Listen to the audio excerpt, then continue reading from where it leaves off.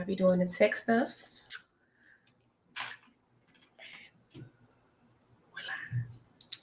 Don't you see the live thing, right?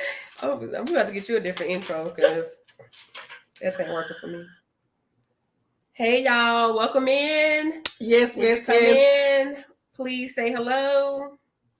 Good afternoon. It is another Thursday night with Live It Out Inc. Please say hello. Sorry. We want to welcome you guys in. Click like, click share. Don't forget to subscribe to our YouTube page. Tonight is going to be another epic night for Live It Out Inc. So you guys come on in. Let's see what's on the agenda for tonight. Because like I said, we are back, baby, and we are ready. We are ready to get this thing live and popping. So without further ado, we want to welcome you guys back to Live It Out Inc. We have missed you guys so much. I have missed you so much. Hey, Jessica. Hey, Miss T. Hey, Miss Carol.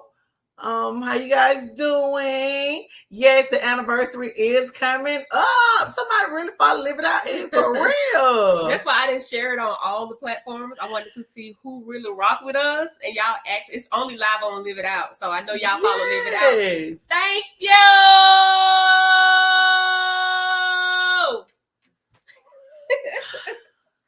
Y'all don't know. Big plans for the anniversary though, so y'all stay tuned and make sure you keep following us. So Doug, Chris, what you want me to call me? Doug, what's on the agenda for tonight? She never tell me about these things, y'all. It's always freestyling for me. So what is on the agenda tonight, Doug? All right, so first I wanted to see who on here, if y'all been following us for any amount of time, I wanted to put in the chat if you feel comfortable discussing mental health now. Like after all the conversations that we've had, all the talks, if you feel comfortable enough discussing about your mental health or listening to somebody else tell you about their mental health or issues, or if they're going through anything. And you can just comment in the chat. Before we started, I know you wasn't that comfortable with discussing it. How you feel now? I've learned so much. All I talk about is mental health now. I have really become a mental health advocate. Everywhere I go, I have become a mental health advocate. I love talking about mental health. I love talking to people about mental health. I love trying to give people resources. I want to hear people's story. Even if I'm like watching people now just to see if I can read their body language to see if something mental is going on. So I'm very comfortable talking about mental health. Very comfortable. All right, Jess says she is. That's good, because the whole point of the platform is to get to make mental health to make people more aware of it, and have comfortable conversations about mental health and depression and anxiety. And Adrian, to change the narrative, to make it so the stigma, we got to take the stigma off of mental health in the Black community, our Hispanic brothers and sisters. We got to take all that stuff out of our community and be comfortable talking about it and not afraid or shunned that mental health is happening. All right, so tonight I want to quiz Miss Janice on some of the questions revolving around. See if she's been really paying attention. You can talk real good. Babe, but I want to know if you really know the answers to some of these questions, if we have to go and help somebody, all right? So I'm going to give y'all about 5 seconds to answer as well, to respond in the chat, meaning you got to be quick. So don't blurt the answer right out. How you going to quiz me and then tell me not to say that? Okay, because I want them to also put it in the chat. But if they put the answer out there before I say it, then I could be cheating off of them. Well, I'll remove their comments for right now. Don't do that. So you can't see them. All right, so first question. Y'all get ready. Get your Twitter fingers ready. Question number 1. True or false? Women are more likely to be depressed than men.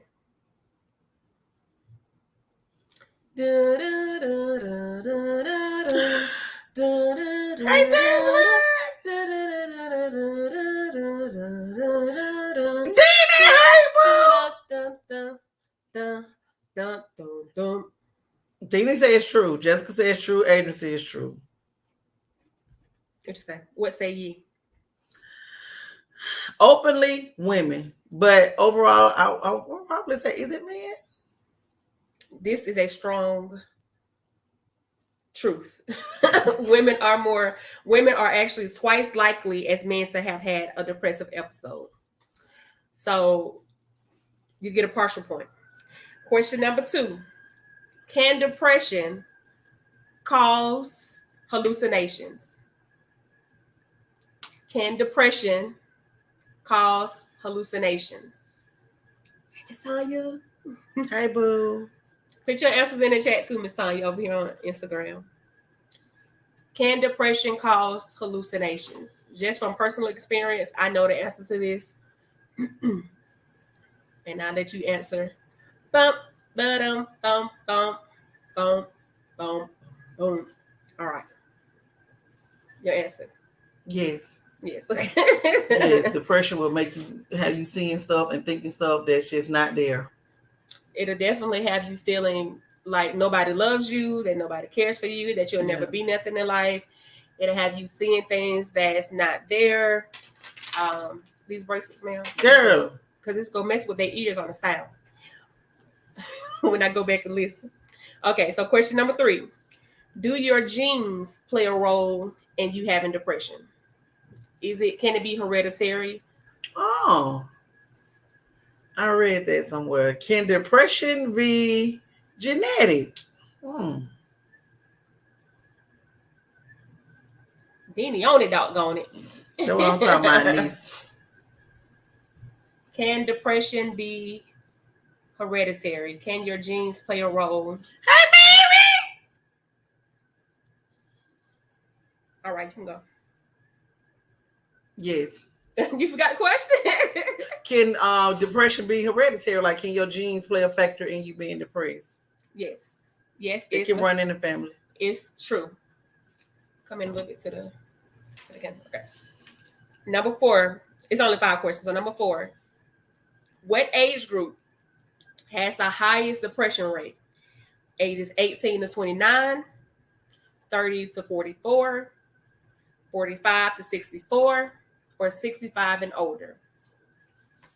65 and older. Yes. Ages 18 to 29, 30 to 44, 45 to 64, or 65 and older. Which age group has the highest depression rate? Ms. Mira says 18 to 29. Deanie says 30 to 44. T said 18 to 29. Ms. T said 18 to 29. 18 to 29. Dog, these young adults are the chain. All right, you want to answer now?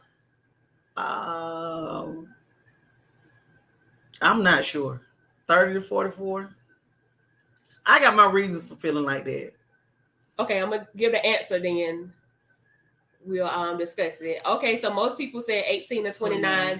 That's true. 21% has the highest depression rate, ages 18 to 24. 45 to 64.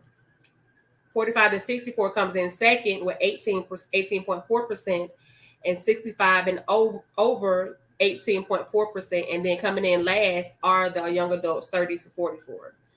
So I can see kind of 45 to 64 kind of being a little depressed too, because sometimes they get lonely. And I think about grandmama, how, if they're not married or have anybody, a significant other, or have feel like they have a purpose anymore after they raise their kids, they may feel kind of get in a depressed slump. But yes, 18 to 24, because they're trying to find themselves. So what one you was going to elaborate on? 18 to 29 is really 29. Sorry. 18 to 29 is when you really at life 101.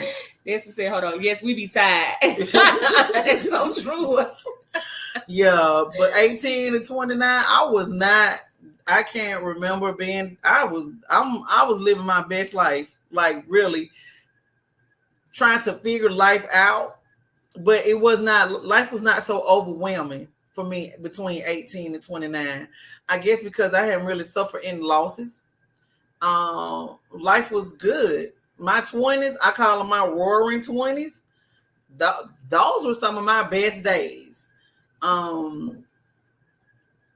So I can't, 30 to 44, that's when raising kids really was starting to kick in.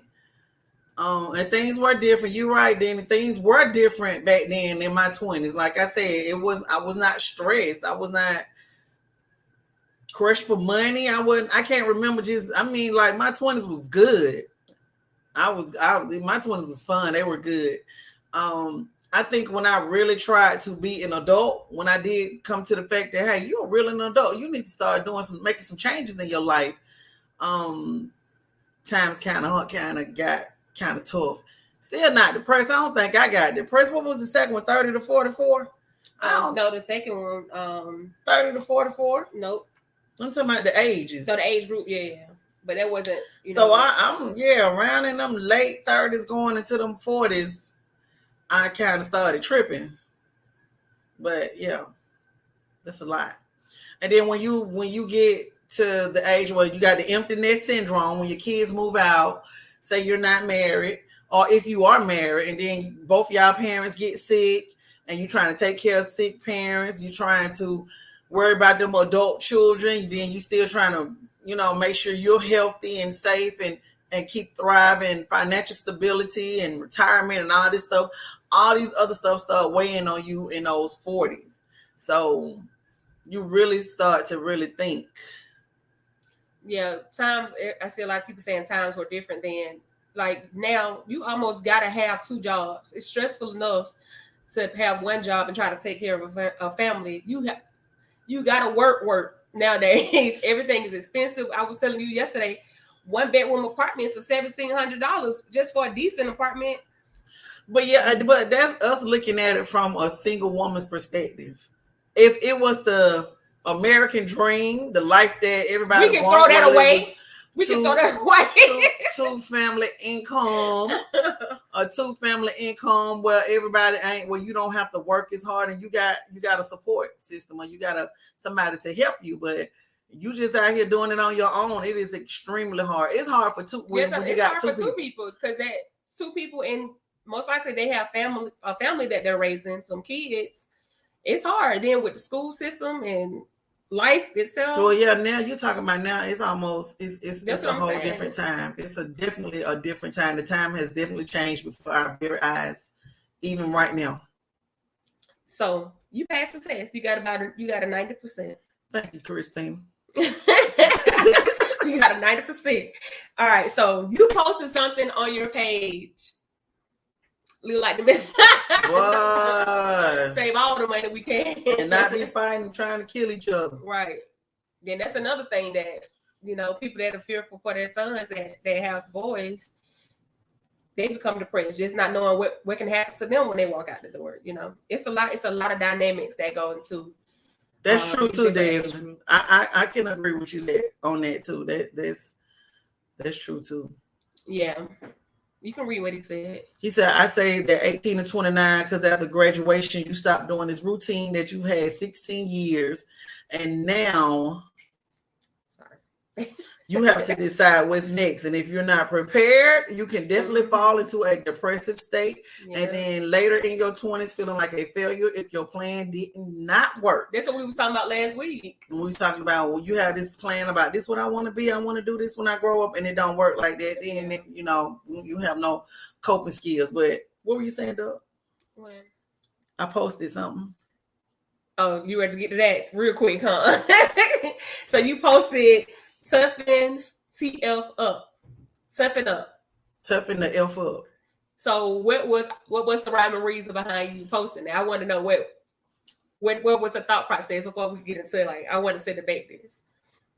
First of all, why not debate against you? I'm just to make a point. Okay, I posted toughen the F up.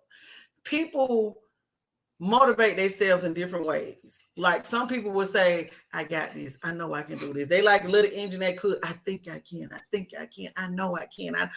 Some people go, Lord, just help me get through this. God, I know I can get through it if you just help me. People got their own ways of motivating themselves. I'm my worst critic. So when I need motivation, I don't need soft motivation. I need getting in your face like, you tougher than this. You can do this. You got this. What are you talking about? Failure is not an option for you. Not doing this is not an option. So you need to toughen up. Sit there. You ain't got time to sit here and whine. But that's me, the one that's always been the tough one. So my motivation to myself is not gonna sound like, oh, you can do it. I know you can do it. Just lean and depend on Jesus and all of this, which is all good. I'm not knocking that. I say those things too. But sometimes when I look in the mirror, I tell myself, girl, you got to toughen up. Your skin got to be a little tougher than that. What are you doing? What are you thinking? Why you not doing what you're supposed to do? So I get on myself. So that's me encouraging myself. When I said note to self, toughen the F up, get it done. So what I set my mind out to do, I have to get it done. And that's me telling myself that, hey girl, get it together. You don't have time for that.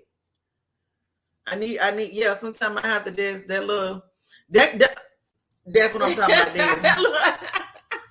That soft stuff. I hear you, but it just don't work. It don't work for everybody. Yeah. Some people need their egos needs to be stroked and they need to know that they're doing a good job. And some people need to feel that. So that that's a part of nurturing people.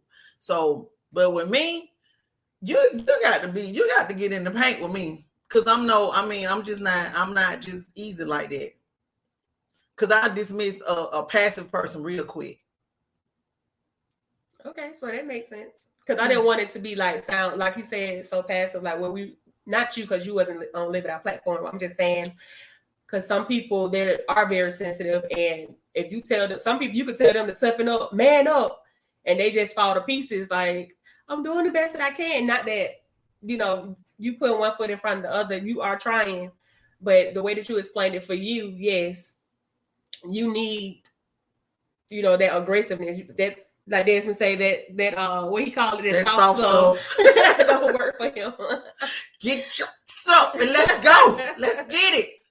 Yeah, some people you can't talk to them like that because they don't have the capacity to hold it. They need their ego strong. So toughen up. Y'all better in this world, you better toughen up. Because you sitting there waiting on the world to pat you on your back. You sitting there waiting on somebody to do something for you. You sitting on there waiting on somebody to support you, support your dreams, and you just sitting there waiting. It's not. It don't work like that. We don't live in that type of world. The people that you expected, when you put your expectations on other people, you already setting yourself up. So you got to toughen up and say, hey, this is what I want. This is what I want to do. I'm gonna go for it. If they support me, cool, but I'm gonna keep moving anyway. I'm gonna keep pushing because this is something that I want. This is my purpose.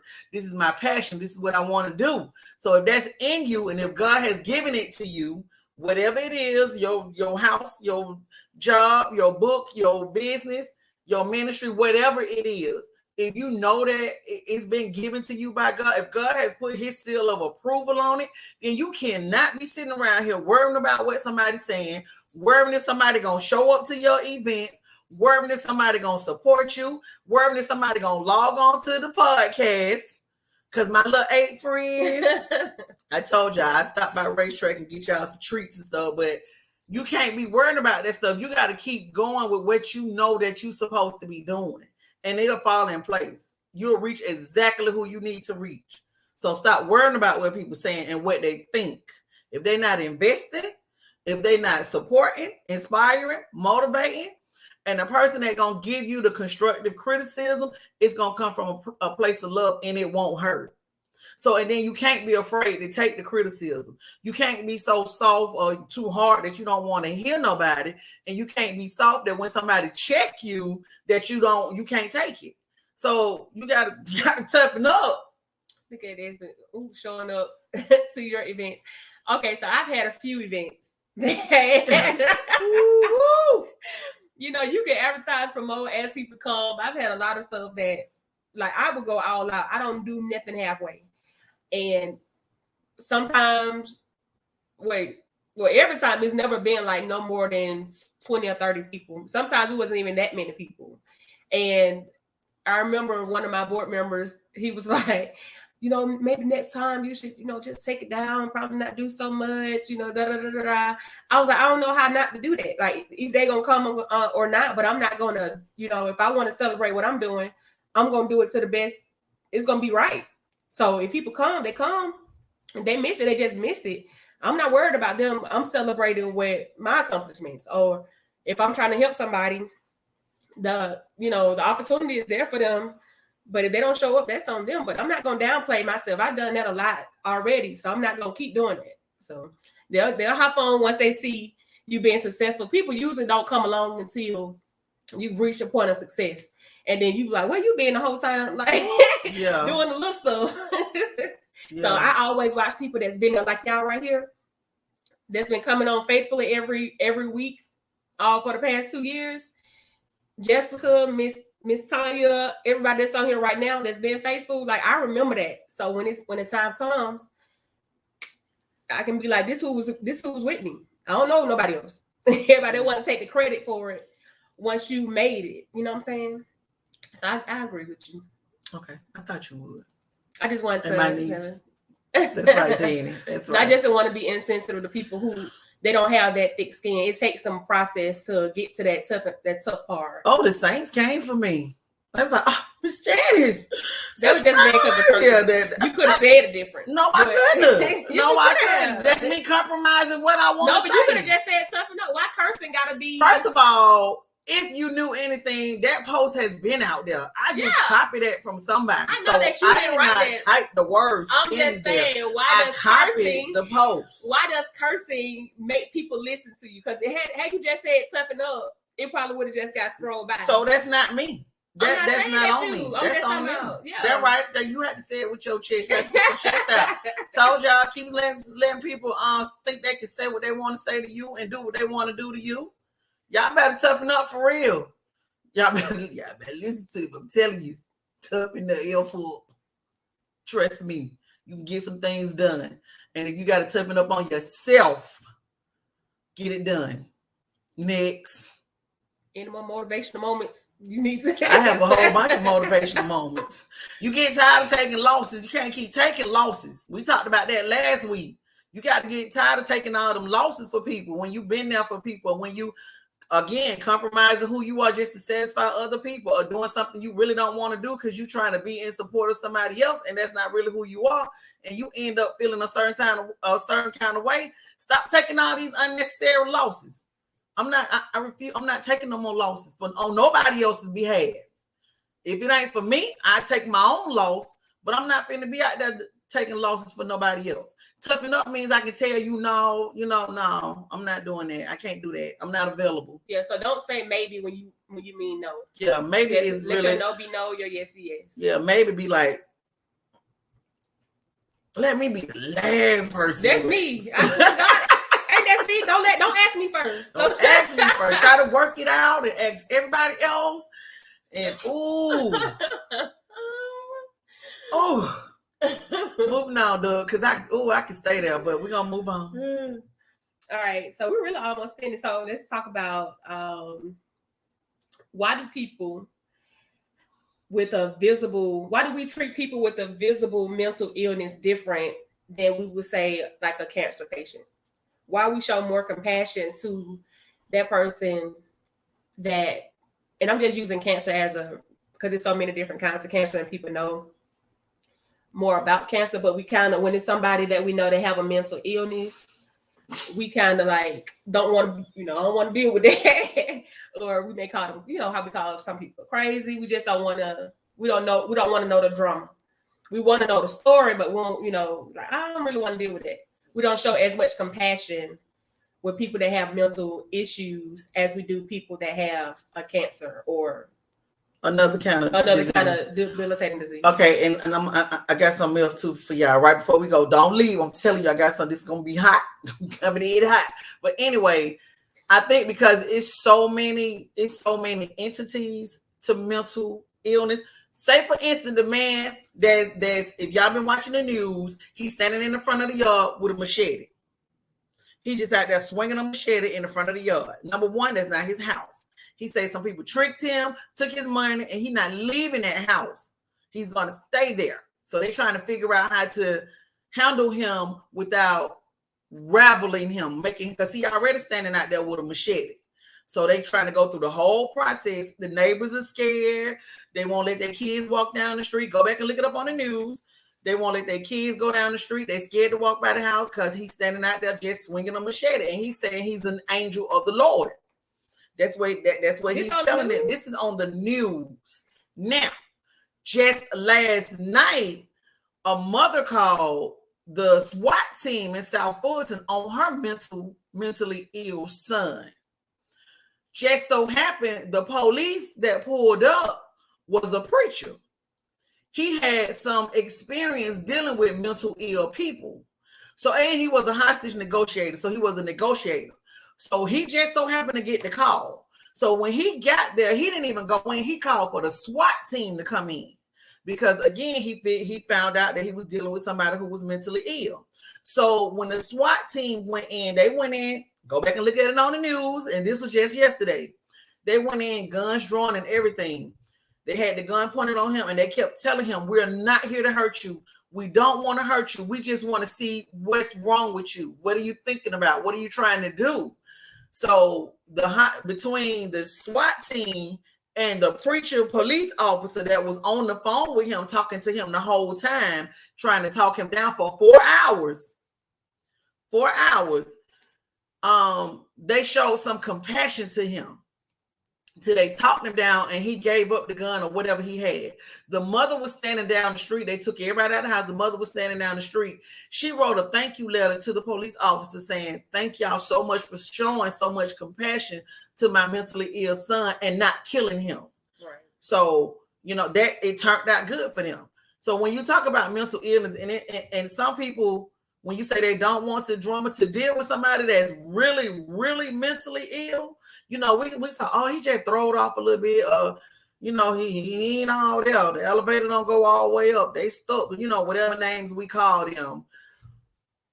We see it, but we kind of dismiss it. Right. But then when you got a severely mentally ill patient, and we fear what we don't know. Right. So when we don't know what's going on, we don't know how to handle it. We don't know how to approach it. We don't want to deal with it because it's of the unknown. So now, and then sometimes the mentally ill people, when they're off their medication, they can't think right. So they are making bad decisions. They don't know what they're doing. They're really out of their mind. So I think people are afraid of them because they don't know what's going on with them and they don't know how to deal with them. Everybody don't know how to deal with mentally ill people or people that have mental illness, people with autism. You got a grown up. When you got grown-up men and women who have been through life, their whole life, undiagnosed, have these mental illness because they are out there. They're out there. They're walking amongst us. And they do not know how to cope in life for real.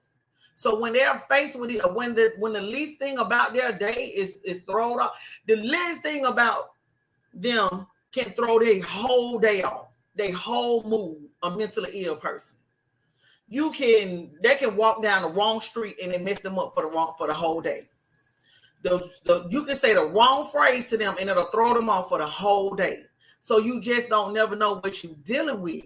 But you got a lot of people that's walking around the city of Atlanta undiagnosed, and it's scary and it's dangerous, not only for them, but for people that come in contact with them, because people that don't understand will hurt them or try to hurt them or feel like they trying to hurt them. So in turn, I'm gonna hurt you before you hurt me.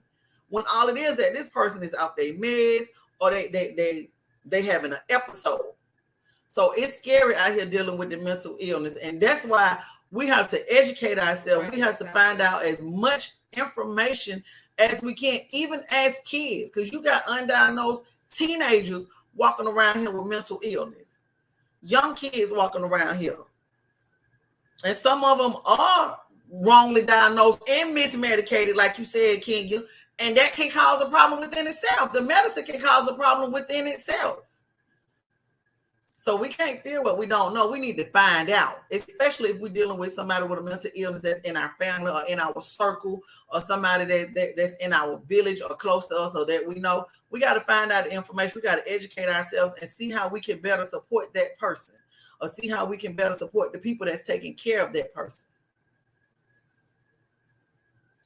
True.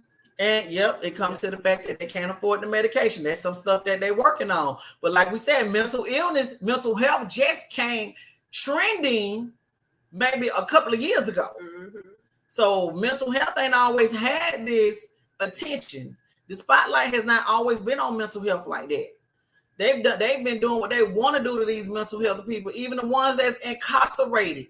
You locking them up and putting them in general population where they don't need to be there. They need to be somewhere getting their meds and getting their life back together. So it's real out there, y'all. It's like for real out there. You got parents that's trying to, the postpartum depression thing with the pregnant women when they're having these babies. That is so real. That is so real. And it's happening in the Black community. We didn't really hear about postpartum depression. We didn't know what that was when we were going through it. We didn't know the feeling that you have, like you didn't want your baby, you felt like you couldn't take care of no baby, or you were so overwhelmed, or you just didn't know what to do. You looking at the baby trying to figure out, why you screaming like this? What am I doing to you? Why don't you like me? Why this baby don't like me? When all of that is part of depression. It's a postpartum depression. Can you tell the story about the kid? You don't have to say no names. About the mom who, when she came to pick up her child, she was saying, "That's why I don't want you." Yeah, and I just experienced this on this job. The kid. Don't say no names. I'm not. The kid to me, and I'm not a therapist. For the record, I am not a doctor, therapist, none of that. But I do know what oppositional defiance disorder is. ODD. Go look it up, y'all. It's when a child is in constant defiance with you. If you tell him the sky is blue, it's red. You can say, you're a cute little boy. I'm a girl. Oh, look at the green grass. It's yellow. Oh, look at him going up the steps. No, she coming down. I mean, he the totally opposite of what you say. Can you sit down? No, I want to stand up. Are you ready to eat? It's time to eat now. No, I don't want to eat. Well, no, you don't have to eat. Well, now I want to eat. So it's total defiance the whole time. And they're angry, and they have this thing where people telling them something, redirecting them. So I had this kid, and he was just ODD'd out. We called a parent to come get him, because at this point he had spit, kicked some children, fighting me, punching me, scratching me up, and all this stuff right here. So, by me being new, I'm like, okay, y'all might want to call mom and let her come, come just pick him up. Let's end this day so it don't go any further. So they call mom. Mom comes, but when mom comes, she has this total meltdown, and she looks this kid in the face, dead in his eyes, like she hold his face, looks him in the eye, and tell him, I don't want you. You going to defects. You stressing me out. I'm losing weight. I can't eat because of you. You make me sad. Nobody helps me with you. I don't want you around me anymore. Get him out of my face. I don't want to see him. And she was talking about, he makes me want to kill myself. I don't even want to live no more because of him. So although this child was doing all of that, he heard every word that was said to him, because the person he admires the most took him by his little face, looked him dead in his eye, and told him she did not want him, and that she would rather end her life than to take him home with her. So, of course, we could not let her leave with him in that state. So we had to get on the crisis hotline and tell them, we can't release. Now, we called you, but I cannot let him go home with you like this. You may do something to him and yourself. So when she had this mental illness breakdown, out of all the things that I heard her say, nobody helps me. Out of everything she said, nobody helps me. Help being the key word. She needs some help. So it's not just about him, it's about the parent. So now that we know that the parent has a mental thing going on, before we can even deal with him, we got to get her some help so she can deal with him before she brings him to us. So when you're talking about mental illness, it is so much deeper than the surface on what we see. And we can't be so quick, especially when we're dealing with young children or when we're dealing with kids or teenagers or whatever. We can't be so quick to dismiss them because the behavior is something we don't care to be bothered with. It's a cry for help. It's a cry that, hey, help me, save me. Something is not right. And I don't know how to tell you that something is not right. But something in my environment is not right. So it's so many entities when you're talking about mental health, and it is scary and it's sad because it's us that's lacking resources. It's us that's lacking the affordability to pay for the medicine. We can't pay for the medicine. It's us that won't go talk to the therapist. We're getting better because I've heard a lot of people say, yeah, I talk to therapists now. I do this and I do that. I don't mind. So we want to change the narrative when it comes to mental illness or mental health in the Black community. We need the help. Our people have been mentally abused since the beginning of time, since we can go back. But we also perfected hiding those feelings. And we perfected hiding it because we always have the one with the tough skin. We always been the one that had to toughen up and get through it. We're going to get through the day. Or we're going to get through this. Or we're going to sweep it on the rug. We ain't going to say anything. I'm going to hold all this in. And I'm going to just go through life and not tell nobody. So we got to change. We got to come way out of that. When you raising these kids, these children now, your grandkids, or you having babies or whatever you're doing, your house needs to be an open book. So just back to you saying toughen the F up. We can be tough, but we still got to deal with our stuff. Be tough enough to go get the help. Right. So I'm still standing on that. You're not gonna take that from me at all. Right, look at then that's what I'm saying, right? I'm still saying that. I'm still saying we still gotta deal you got to be tough enough to go deal with your feelings. I'm gonna be scared to tell somebody how I feel. I don't want nobody to know. I'm ashamed. I don't want nobody to know I feel like that. No, go get some help, girl. That's what you need. Look in the mirror. You need to go talk to somebody. Then you need to go talk to somebody. So yes, I'm still standing on tough and the F up with your life. Your life depends. You depending on you. Your happiness, your well-being, your mental health. Because if you don't want it, nobody can give it to you. And then that goes to show people that you never know what's going on in somebody's household. So just how that kid was acting out the way that he was acting out, and then for the mother to come in there with that much aggression towards that child, we don't know what's going on behind closed doors. So when we are coming in contact with people, just be kind of aware of what's going on. Like, be attentive to listen to what they're saying, because like you said, while she was saying all of that, you also heard that she needs some help. She possibly may feel alone. She don't have any, resources. She don't have people to help her. So even in people aggression, it's still a cry for help. It is. So now the outcome to that, y'all so knows. It's this place called Chris 180. Chris 180 does, and they all over the city of Atlanta, because we have behavior specialists within our school. But we were beyond that. At this point, we're beyond trying to write 10 documentations and call you and tell you to come. We passed that. So now we went to she's probably been asking for it. You're absolutely right. So Chris 180 is a family therapist thing, but they partner with a thing called New Generation, which is most focused on the child part. So Chris 180 would take the mom, New Generation takes the child. Then when they come back together, it's the family thing. So they're trying to heal the entire family. They want everybody that's in that house with the child. So that's where they are now. And when the outcome comes, I will share with y'all. Now, what we're doing now is I will not call her. And his behavior has not changed like that where it's all good. No, absolutely not. But me, myself, I tell the teacher, call me and I'll come in here with you. Let me support you. So I will go in there and stay in the classroom with that child until his help comes, because they're coming. But to give that mom a break, I told her, you ain't never got to worry about us calling you no more unless it's an extreme emergency. I won't call you.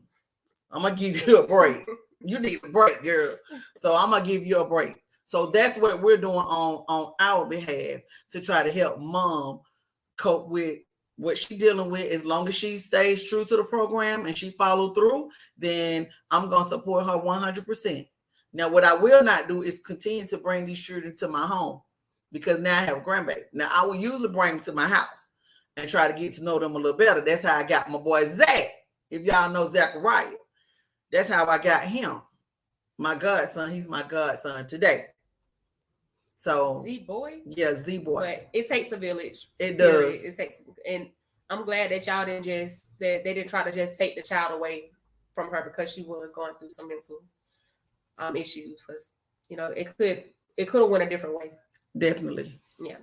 So that's all we have tonight. I don't want to hold y'all too long. You said you had something for them.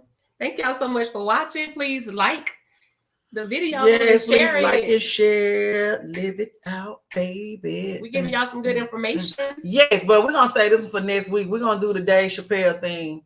And John Gruden, who just got fired from the NFL. And, you know, they're trying to cancel Dave Chappelle for some statements that's being made. So we're going to touch a little bit on that and get into the culture of things. You seen the Dave Chappelle thing on Netflix? Yeah, I like Dave Chappelle. I'm saying, but have you seen it? I haven't seen what they're talking about. Oh, okay. Yeah, no, I haven't seen. That's why I'm not going to speak too much on it, because I'm going to go back and watch it. Okay. So y'all come back next week and we're going to discuss the Dave Chappelle. And I would love to hear from the LGBTQ community, because right now, y'all got it going on. Y'all ain't taking no prisoners. That's right. I'm going to do my research. Yeah, so you can be prepared for next week. So that's what y'all do. Go read what John Gruden did for the Raiders, the head coach for the Raiders, and why they're trying to cancel Dave Chappelle, and even look into the baby. That's an old story. It's an old story, but that story keeps coming up. Like, it's still, all of it is still tying in. So next week is gonna be good. Thank you, guys. Good. I mean, I'm saying I'm promoting the next so they can come back on. All right, chocolate drop signing out. Yeah, chocolate drop gone, vanilla puff, whatever you gonna be. Throw your L's up. Thank y'all so much for watching. Y'all consistently watch too. Yes, and the anniversary thing is coming up the beginning of the year. We're doing it big. Yeah, we're doing a party next year. We'll talk about it next week. We'll talk about it next. Hold on, David. Hold on, David. Hold your horses. Yeah, so throw your L's up. Enjoy your night. Shout out to all the breast cancer survivors. October is National Breast Cancer Awareness Month. Is mental health month. It is? Yeah.